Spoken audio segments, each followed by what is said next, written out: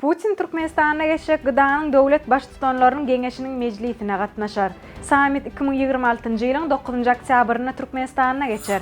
Bu barada Russiýa Federatsiýasynyň Aşgabatdaky ilçisi Ivan Valenkin jurnalistler bilen metbuat briefingde habar berdi. Oktýabrda Russiýanyň Daşary işler ministri Sergey Viktorovich Lavrov Türkmenistan'a bolar. 9 oktýabrda Awada milli fiýahatçylyk zowlagyny gyda agza ýurtlaryň döwlet baş tutanlarynyň geňeşiniň nowatdaky mejlisi meýilleşdirdi.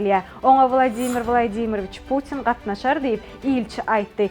Valenkin 28-29 ýanwarda Russiýa Federatsiýasynyň Daşary işler ministriniň ornwatary Mikhail Galuzinin ýol başçylygyna wekiletiň Aşgabatda sapar etjekdigini hende sewit howpsuzlygy boýunça geňeşmeleriň geçirilejekdigini aýtdy. Şeýlede Russiýanyň hökümet başlygy Mikhail Mishustinin gıdanyň hökümet başlyklarynyň mejlisine gatnaşmak üçin Aşgabatda gelmegini garaşylýanyny belledi.